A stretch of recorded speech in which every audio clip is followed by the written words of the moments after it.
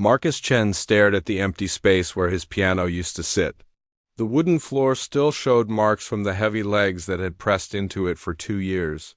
Now there was nothing but dust and memories. He walked to the window of his small apartment and looked down at the busy street below. Cars honked their horns. People walked fast, talking on their phones. Everyone seemed to have somewhere important to go. Everyone except him. Marcus was 25 years old. He had spent his whole life learning to play piano. His parents had saved money for years to pay for his lessons. They worked extra hours at their restaurant so he could go to music school. They believed their son would become famous one day, but fame never came. 3 years ago, Marcus had graduated from one of the best music schools in America. He was full of hope then. He thought record companies would fight over him. He imagined playing in big concert halls with thousands of people clapping for him. Instead, he got rejection letter after rejection letter. "Thank you for your audition, but we have decided to go with someone else. Your playing is very good, but not what we are looking for right now. We will keep your information on file." Marcus kept all these letters in a box under his bed. Sometimes late at night he would read them again, hoping they might say something different. They never did. To pay for rent and food. Marcus worked at Tony's restaurant downtown. He carried heavy plates and cleaned dirty tables. The work was hard and the pay was small. His hands, which used to create beautiful music, now smelled like dish soap and cooking oil. During the day, he taught piano lessons to children. Most of them did not want to be there. Their parents forced them to come. The kids would rather play video games or watch TV. Marcus tried to make the lessons fun, but it was hard when he felt so sad inside. "Why do I have to learn this stupid song?" 10-year-old Amy asked during one lesson. Marcus looked at her small hands on the keys. "Music is beautiful," he said quietly. "It can make people feel better when they are sad."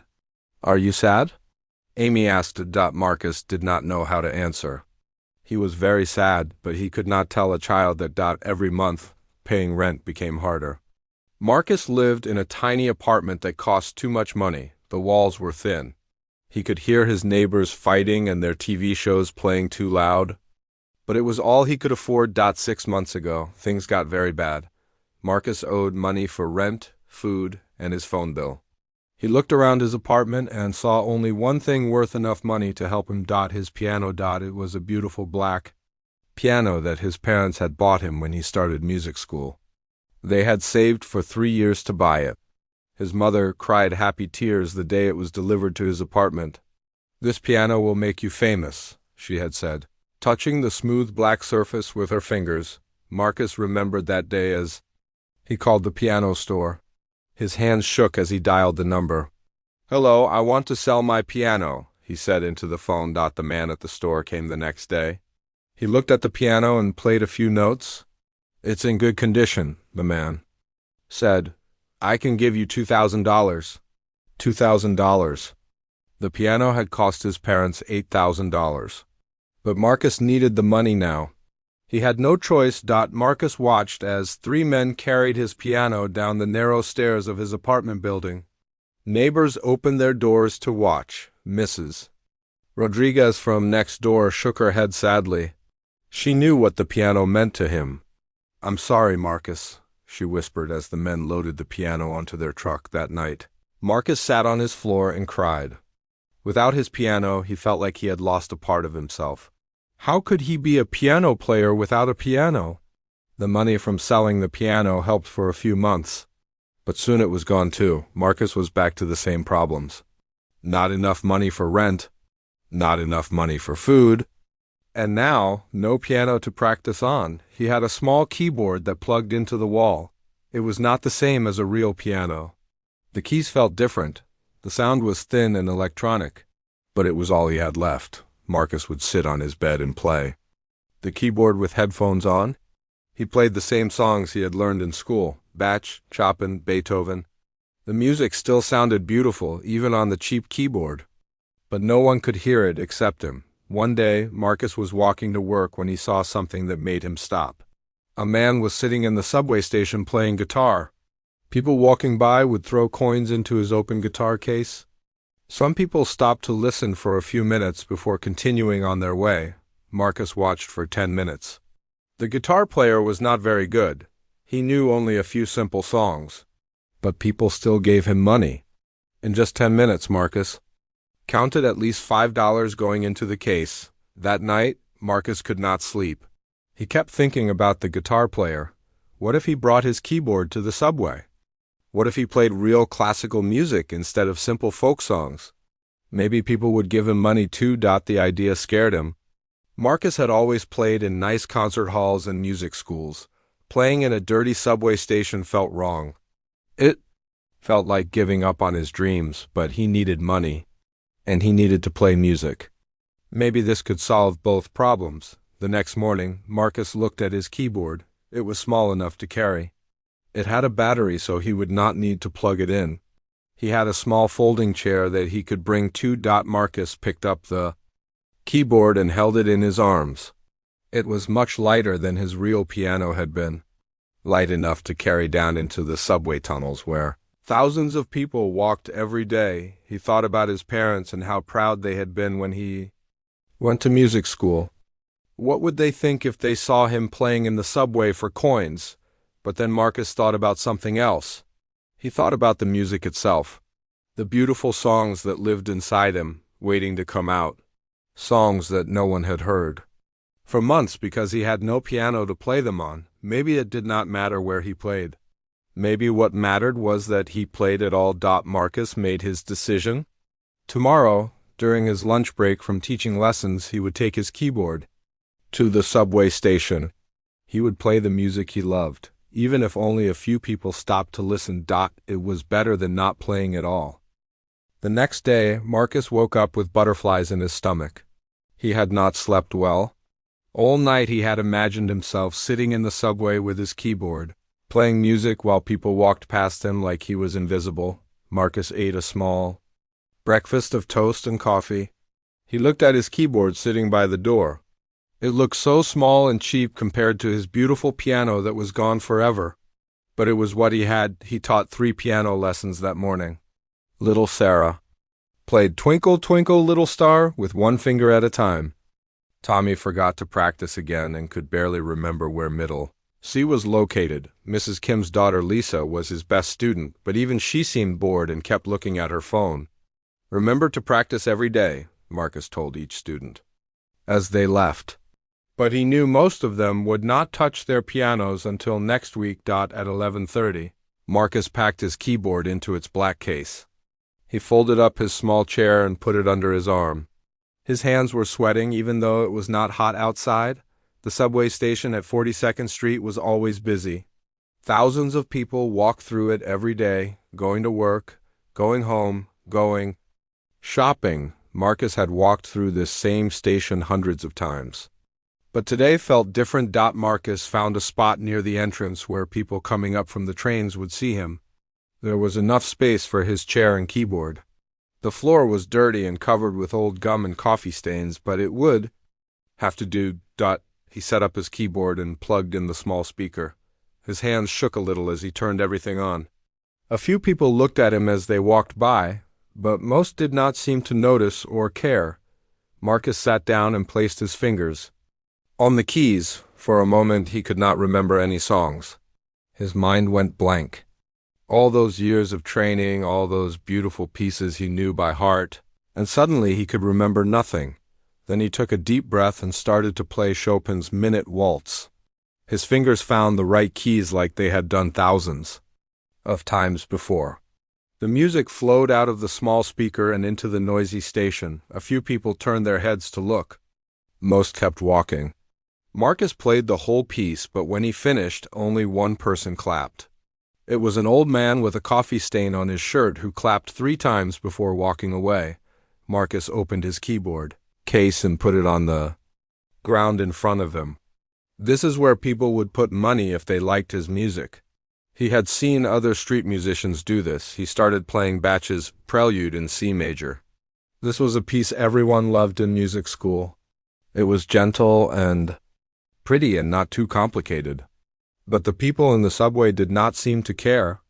They walked past like he was not even there. After playing for an hour, Marcus had earned 50 cents. 1 quarter and 1 nickel.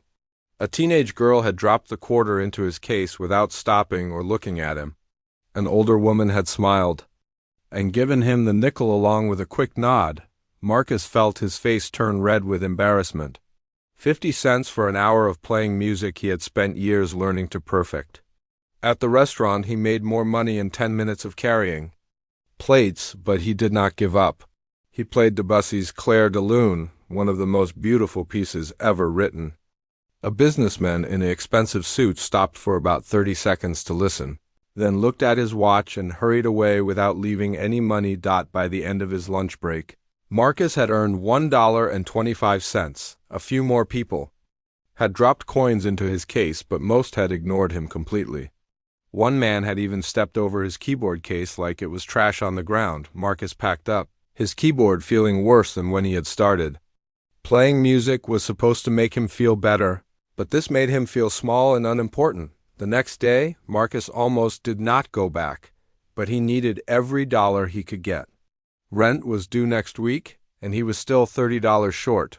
This time he chose a different spot. There was another musician nearby, a woman with a guitar who sang folk songs. She had been there when Marcus arrived and already had several dollars in her guitar case. Marcus set up his keyboard and started playing. Today he tried Mozart's Piano Sonata No. 11. It was cheerful and lively, the kind of music that should make people happy. But again, most people walked past without stopping. The woman with the guitar looked over at him a few times. During a break between her songs, she walked over to Marcus. "You're pretty good," she said. "But classical music is hard to sell down here. People want songs they know. Popular stuff." Marcus nodded politely, but inside he felt frustrated. He did not know popular songs. He had spent his whole life learning classical music. That was what he loved, what he was good at. "Maybe try some movie themes," the woman suggested. "People like that better than Bach?" After she walked away, Marcus tried to think of movie songs he could play. He knew a few themes from famous movies, but they did not sound very good on his small keyboard. The classical pieces he loved needed the full sound of a real piano to sound their best. Day after day, Marcus returned to the subway station. Some days he made $2 or $3. Other days he made nothing at all. His best day was when he earned $5.30, mostly from one generous man who gave him a $5 bill and said, "Keep playing, son." Other musicians in the station began to know Marcus by sight. Some were friendly, like the guitar woman whose name was Jenny. Others seemed annoyed that he was taking up space.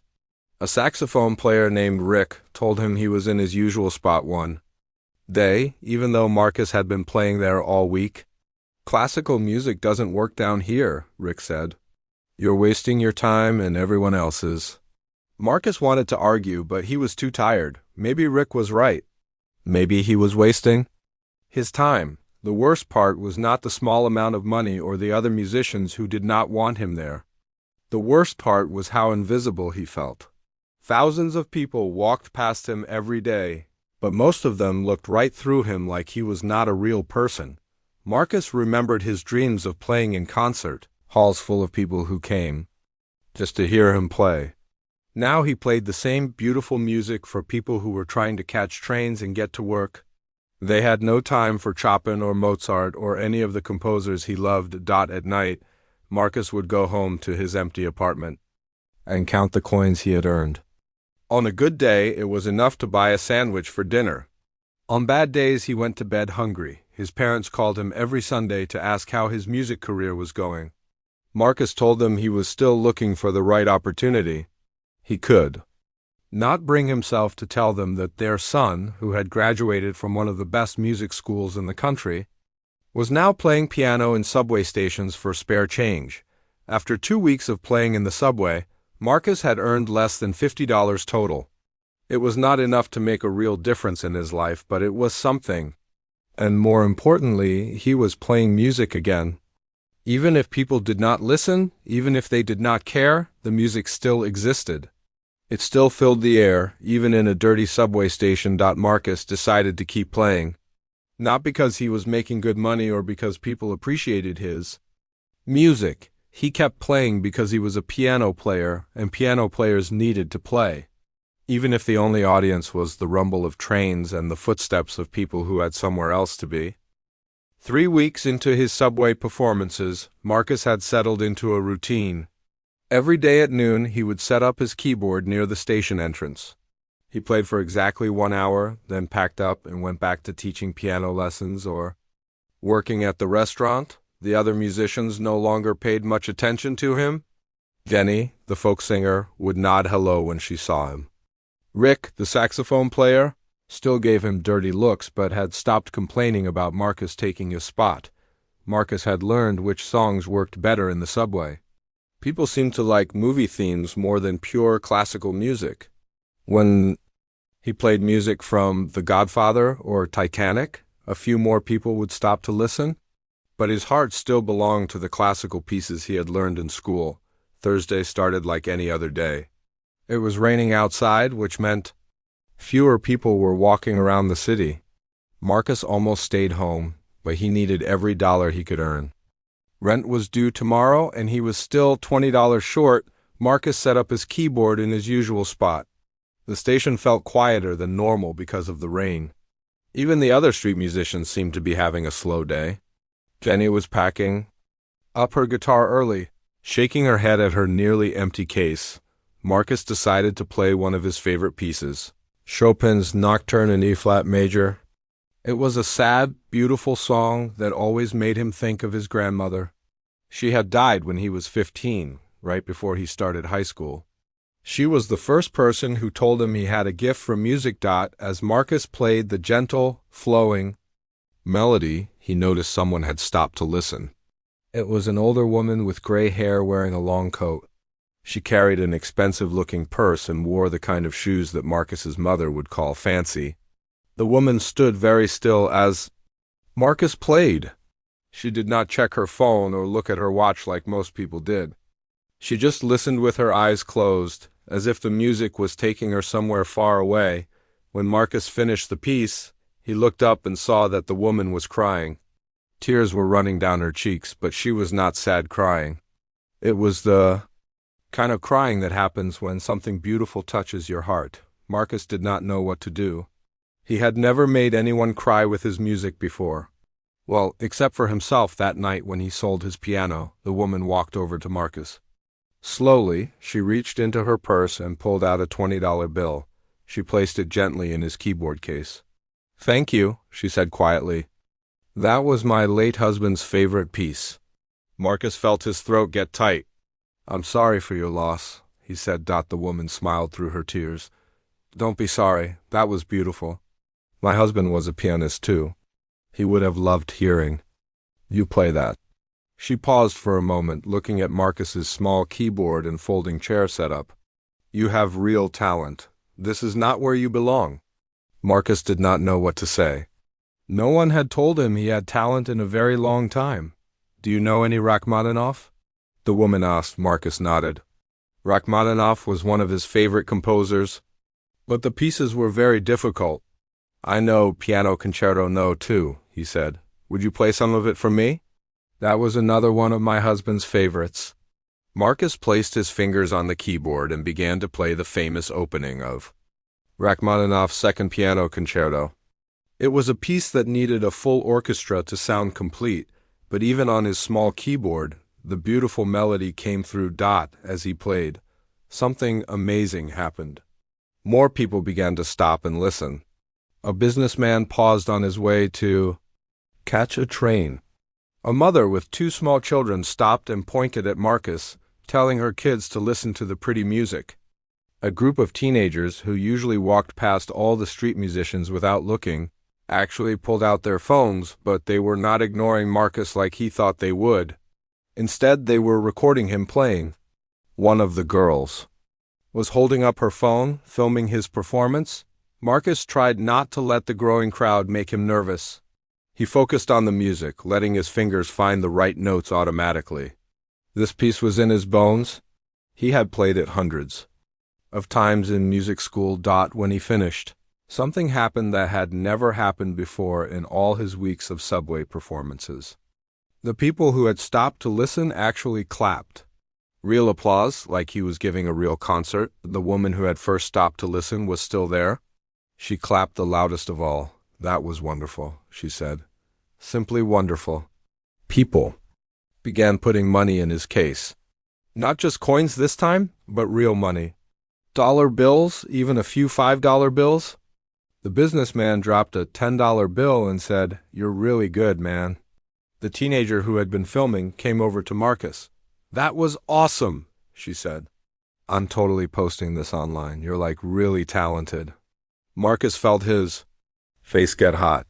He was not used to compliments anymore. The woman with the gray hair waited until most of the crowd had moved on. Then she walked back over to Marcus. "My name is Eleanor Whitman," she said, reaching into her purse again. This time she pulled out a business card. "I was a music teacher for 40 years before I retired. My husband played with the New York Philharmonic." Marcus took the card with shaking hands. It said, "Eleanor Whitman, piano instructor," with a phone number and address. "You should not be playing in subway stations," Eleanor said firmly. "You should be playing in concert halls." "I've tried," Marcus said quietly. "No one wants to hire me." Eleanor studied his face carefully. "What music school did you attend?" "Juilliard," Marcus answered. Eleanor's eyebrows went up. "Juilliard? And you're playing in the subway?" Marcus felt ashamed. "I couldn't find work. I needed money." Eleanor shook her head. "This is not right. Talent like yours should not be wasted." She looked around the busy subway station, then back at Marcus. "How often do you play here?" "Every day at lunchtime. I'm going to bring some friends to hear you," Eleanor said. Real music lovers, people who understand what they're hearing. Marcus did not know what to say. No one had ever offered to help him before. "And I want you to call me," Eleanor continued, pointing to her business card. "We need to talk about getting you some real performance opportunities." After Eleanor left, Marcus sat in the subway for another 20 minutes, but he was too excited to play any more. He counted the money in his case. $43.50. More than he had ever made in one day, but the money was not the most important thing that had happened. For the first time in 3 years, someone believed in his music again. Someone thought he was good enough to play somewhere better than a subway station. Marcus packed up his keyboard with hands that were still shaking a little. As he walked home through the rain, he kept thinking about what Eleanor had said. "This is not where you belong." Maybe she was right. Maybe his story was not over yet. That night, Marcus called his parents for the first time in 2 weeks. "Marcus," his mother said when she heard his voice. "How are you, son?" "I'm good, Mom," Marcus said. And for the first time in a long time, he actually meant it. "I think things might be getting better." Marcus stared at Eleanor's business card for 3 days before he finally got the courage to call her. He had written down what he wanted to say on a piece of paper. But when he heard her voice on the phone, all his planned words disappeared. "Mrs. Whitman," he said nervously. "This is Marcus Chun. We met in the subway station." "Marcus!" Eleanor's voice was warm and happy. "I was wondering when you would call. How are you?" "I'm fine," Marcus said. "You said you wanted to bring friends to hear me play." "Yes, absolutely. Are you playing tomorrow at your usual time?" Marcus nodded, then remembered she could not see him.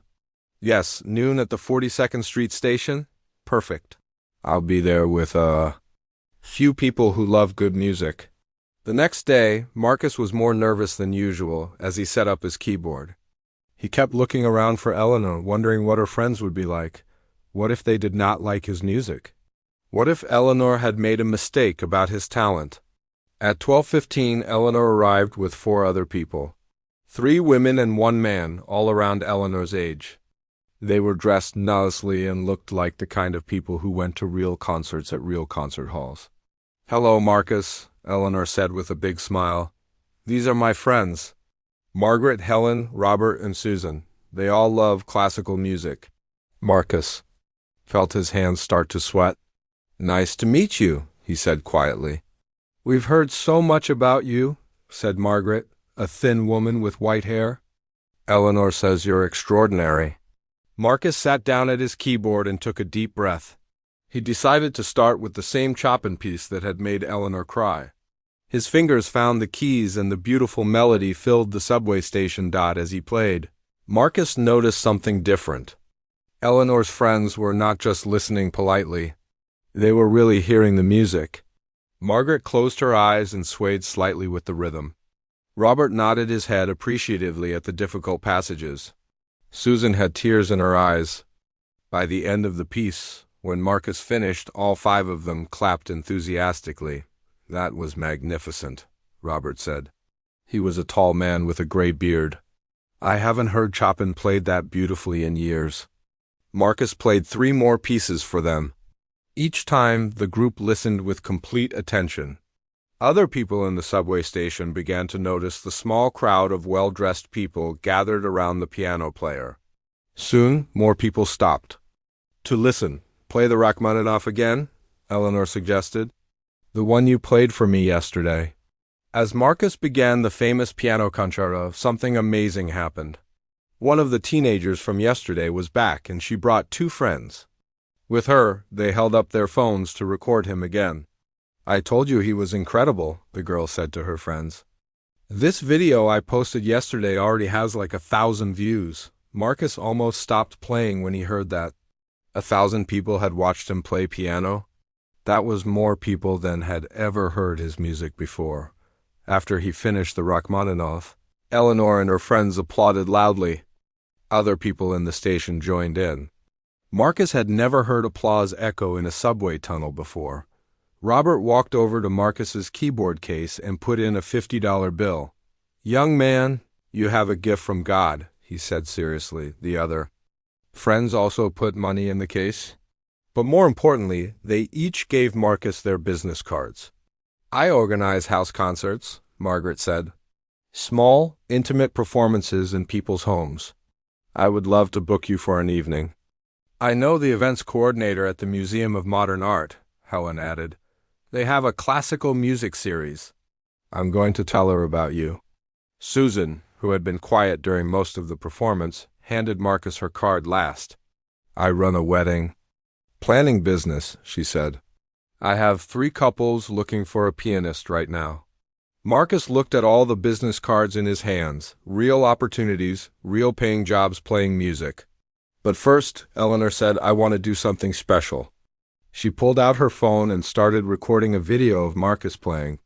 I'm going to post this on social media, she explained. People need to hear your music. Over the next week, everything changed for Marcus. Eleanor posted the video on Facebook with a long message about finding hidden talent in plain sight. Her friends shared the video with their friends. The teenager who had filmed him posted her video on TikTok and Instagram. Suddenly, people were talking about the subway. Piano guy, Margaret called Marcus 3 days later. I have a house concert scheduled for next Saturday evening, she said. 50 people, very intimate setting. Can you play for 2 hours? I can pay you $300. $300 for 2 hours of playing piano. That was more than Marcus made in a week at the restaurant. The house concert was in a beautiful apartment on the Upper East Side.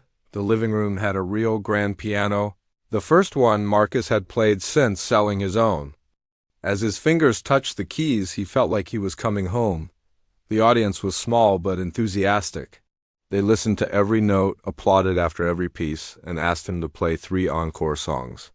After the concert, 5 people gave Marcus their business cards and asked about booking him for their own events. Helen kept her promise too. She introduced Marcus to the events coordinator at the Museum of Modern Art. They booked him for a lunchtime concert series that paid $500 per performance. Susan hired him for 2 weddings in the same month. Wedding music was different from classical concerts, but it paid well and the couples were always happy to have live piano music for their special day. But the biggest surprise came when Marcus was playing in the subway 2 weeks after meeting Eleanor. A man in an expensive suit stopped to listen to him play Bach's Goldberg Variations. When Marcus finished, the man approached him. Excuse me, the man said. I'm David Kim from Channel 7 News. We'd like to do a story about you. Marcus almost laughed. A news story about him? There's been a lot of buzz online about your performances, David explained. People are calling you the subway virtuoso. Would you be interested in being interviewed for our evening news? 3 days later, Marcus found himself sitting in a television studio with bright lights and cameras pointed at him. The news anchor, a friendly woman named Sarah Martinez, asked him about his background and how he ended up playing in the subway. You went to Juilliard, Sarah said, one of the most prestigious music schools in the world. How did you end up? Performing in subway stations? Marcus told his story honestly. About the struggles, the rejections, having to sell his piano. About working in restaurants and teaching reluctant children. About the day he decided to bring his keyboard underground. And now? Sarah asked. Now everything is different, Marcus said, smiling. I'm booked for concerts and weddings almost every weekend. I'm playing music for people who really want to hear it. The news story aired on a Friday evening.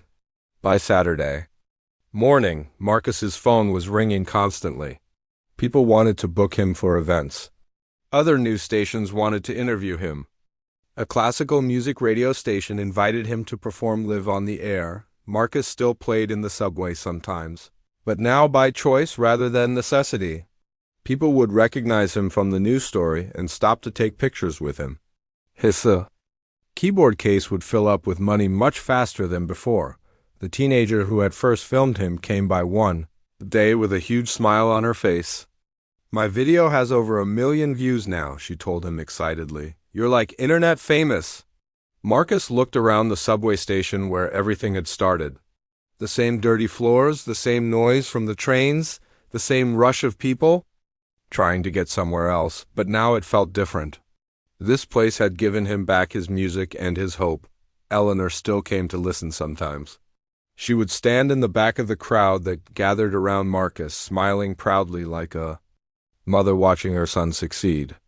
I told you this wasn't where you belonged, she said to him one day after he finished playing. Marcus looked at her thoughtfully. Maybe I did belong here, he said. Maybe I needed to be here to find my way to where I'm going next. 6 months after that first meeting with Eleanor, Marcus stood backstage at Lincoln Center. He could hear people talking and laughing as they found their seats in the concert hall. In 30 minutes, he would walk out onto that stage and play. Piano for 300 people. Marcus looked at himself in the mirror. He was wearing a black tuxedo that he had rented for the occasion. His hair was combed neatly, and his shoes were polished until they shined. He looked like a real concert pianist, but inside, he still felt like the same person who had played on a cheap keyboard in dirty subway stations just 6 months ago. 5 minutes, Mr. Chun, a woman with a clipboard said as she walked past his dressing room door. Marcus took a deep breath and looked at the program for tonight's concert. It said From Underground to Symphony Hall, an evening with Marcus Chun across the top. Below that was a list of all the pieces he would play: Chopin, Bach, Rachmaninoff, Debussy. All the composers he loved, the same pieces he had played in. The subway when hardly anyone listened. Tonight's concert was special for many reasons. It was Marcus's first solo recital at a major venue. It was also a benefit concert to raise money for music education in public schools. The idea had come from Eleanor, who believed that every child should have the chance to learn music, regardless of how much money their families had. We need to help other young people like you, Eleanor had said when she suggested the benefit concert idea. Kids who have talent but need someone to believe in them. Marcus walked to the small window in his dressing room and looked out at Lincoln Center's plaza. He remembered walking past this building so many times when he was a music student dreaming of the day he might perform here. Back then, it had seemed impossible. The musicians who played at Lincoln Center were famous, successful people. Not failed piano players who worked in restaurants. There was a soft knock on his dressing room door. Come in, Marcus said. Eleanor walked in, followed by Margaret, Helen, Robert, and Susan. They were all dressed up for the concert and smiling brightly. How are you feeling? Eleanor asked. Nervous, Marcus admitted. More nervous than I've ever been in my life. That's normal, Robert said kindly. I performed here once, many years ago with the symphony. I was so nervous I thought I might faint. The difference is, Eleanor said, you belong here. You've always belonged here. It just took the world a little while to figure that out. Margaret handed Marcus a small wrapped gift. This is from all of us, she said. Marcus opened it carefully. Inside was a silver picture frame with a photo that Margaret had taken during one of his subway performances. In the picture, Marcus was playing his keyboard while a crowd of people gathered around him. Everyone in the photo was smiling and listening intently. So you never forget where you came from, Helen said softly. Marcus felt his eyes get watery. These people had become like family to him over the past 6 months. They had supported him, promoted his music, and most importantly, they had believed in him when he had stopped believing in himself. 2 minutes, Mr. Chun, the woman with the clipboard called from the hallway. Marcus hugged each of his friends, then walked toward the stage entrance. As he got closer, he could hear the audience getting quieter. People were settling into their seats, ready for the music to begin. At the side of the stage, Marcus stopped and looked out at the concert hall. Every seat was filled. 300 people had paid money to hear him play piano. At the front, he could see Eleanor and her friends in the first row. But he also recognized many other faces in the audience. There was David Kim, the news reporter, who had done the first story about him. Sarah Martinez, the news anchor, was sitting with her family. The teenager who had filmed his first viral video was there with her parents, waving excitedly when she saw him looking out from the wings. Marcus also saw some faces from the subway. Jenny, the folk singer, was there wearing a dress instead of her usual jeans and guitar strap. Even Rick, the saxophone player who had given him such a hard time, was sitting in the middle section with his wife, but the biggest surprise was in the third row. Marcus's parents had flown in from California to see him perform. His mother was wearing the same dress she had worn to his graduation from music school. His father looked proud and nervous at the same time. Marcus had finally told them the truth about playing in the subway. Instead of being disappointed, they had been proud of him for not giving up on music. You never stopped being a pianist, his mother had said on the phone. Even when things were hard, you found a way to keep playing. Time to go, Mr. Chun, the stage manager whispered. Marcus walked out onto the stage. The lights were bright and warm. The piano was a beautiful black grand piano, much nicer than the one he had sold almost a year ago. The audience applauded. As he walked to the piano bench and sat down for a moment, Marcus just sat there, looking out at all the faces looking back at him. 6 months ago, most people had walked past him in the subway without a glance. Tonight, 300 people had come specifically to hear him play. Marcus placed his hands on the piano keys. They felt perfect under his fingers, responsive and smooth. This was a real piano, the kind he had dreamed of playing again. He began with the same piece that had started everything, Chopin's Nocturne in E-flat major. The piece that had made Eleanor cry in the subway station. The piece that had brought them together and changed his life. As the beautiful melody filled the concert hall, Marcus felt something he had not felt in years. He felt like he was exactly where he belonged. The audience listened with complete attention. Unlike the subway, where people were always rushing to catch trains or talking on phones, here everyone was focused only on the music. Marcus could feel their appreciation and understanding flowing back to him as he played. When he finished the Chopin piece, the applause was long and enthusiastic. Marcus smiled and began his next piece, Bach's Goldberg Variations. This was the same piece he had been playing when the news reporter first discovered him. Marcus played for 1 hour and 15 minutes. Every piece was performed perfectly, but more than that, every piece was played with love and joy.